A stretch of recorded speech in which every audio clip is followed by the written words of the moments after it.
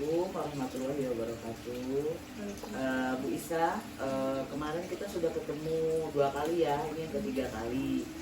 Jadi Bu Isa kan sudah paham ya, kemarin juga Bu Isa waktu di rumah sakit sudah paham bahwa si Dede itu yang kecil ini juga sudah ada tanda gejala thalassemia apa Bu? Mayor. Mayor. Kalau yang Enjen? Sama juga mayor ya. Jadi Bu Isa sudah tahu apa itu thalassemia, kemudian faktor pencetus terjadinya, tanda dan gejala, kemudian apa yang terjadi bila si Dede ini terkena thalassemia, dan pengobatan serta pencegahannya ya yang harus kita lakukan. Kemudian Ibu juga sudah, Jen kan sudah terkenal lebih dulu ya Bu Isa ya. Jadi Bu Isa sudah pengalaman mungkin ya. Tapi saya juga kepengen tahu apakah Ibu Isa masih paham apa itu tentang thalassemia? Mungkin bisa dijelaskan. Ini ya, jadi thalassemia adalah penyakit keturunan berupa kelainan pada sel darah merah yang menyebabkan penderita mengalami kurang darah atau anemia kronis. Jadi faktor pencetusnya juga terjadinya thalassemia adalah gangguan keturunan atau genetika, kemudian gangguan struktural pembentukan hemoglobin atau hemoglobin abnormal. Nah, tanda dan gejalanya kemarin sama dengan yang dirasakan oleh Sena ya, pucat, kemudian gangguan nafsu makan, gangguan tumbuh kembang, kemudian perut membesar karena ada pembesaran limpa.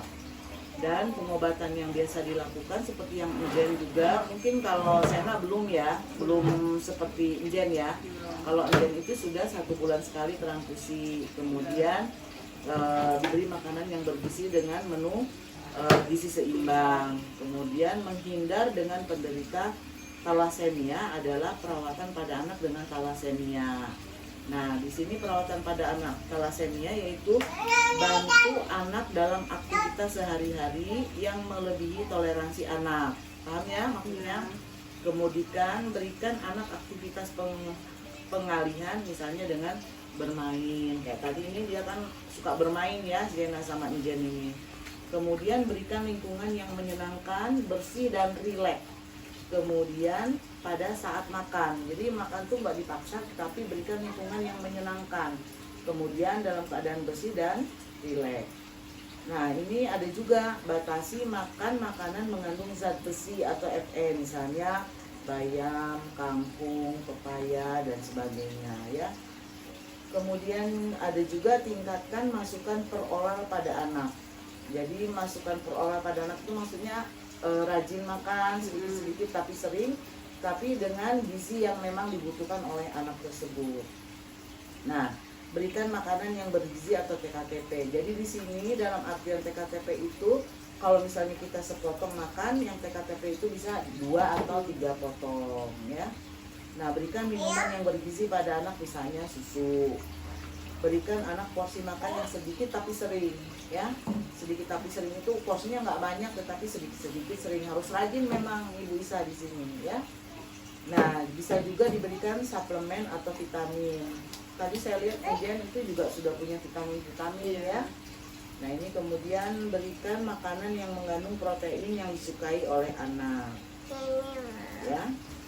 Nah, ini mungkin Bu Isa ada yang kurang paham, Bu Isa boleh ditanyakan atau kita sama-sama berdiskusi kembali, karena setelah pertemuan ini saya juga nggak mau menutup kemungkinan, kebetulan kita kan bersaudara nih. Nah, jadi paling tidak kita sama-sama membersamai tumbuh kembangnya Jen dan Zena ya. Dan saya rasa dari Ibu Isa itu sudah banyak pengalaman dari Jen ya. Mungkin ada yang ingin disampaikan kali Mbak Isa? Nggak ada ya. Jadi sejauh ini Mbak Isa sudah banyak memahami ya. Jadi Jen sekarang kontrolnya masih di Kanijoso? Masih. Kanijoso. Setiap 1 bulan, 4 minggu atau 6 minggu. Ya.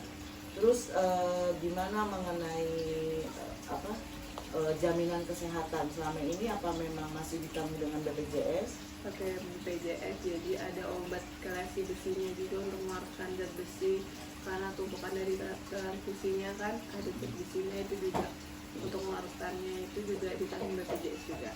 Alhamdulillah ya.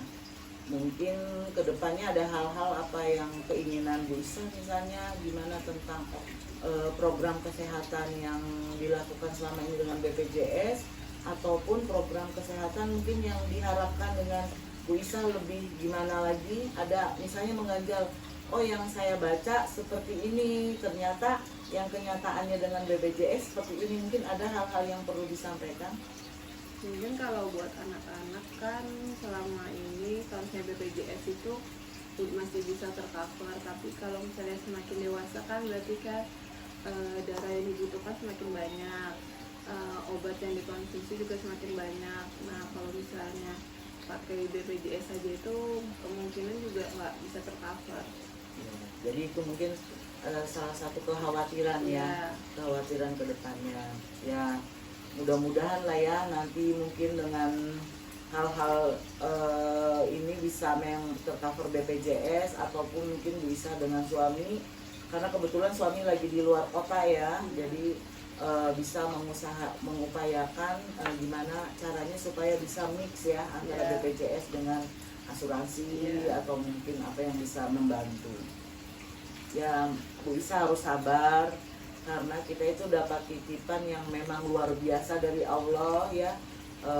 Kita sebagai orang tua sama-sama suami istri itu membersamai ini anak seperti apa, umur dan segalanya itu hanya Tuhan yang menentukan. Jadi kita tetap berusaha bagaimana caranya kita memberikan yang terbaik buat anak-anak. Mungkin sih dari saya itu. Kalau untuk pertemuan kali ini saya haturkan banyak terima kasih, Ibu sudah banyak membantu saya dalam hal ini dalam asuhan keperawatan keluarga. Itu aja Bu Isa, terima kasih. Terima kasih. Oke, makasih ya, semangat.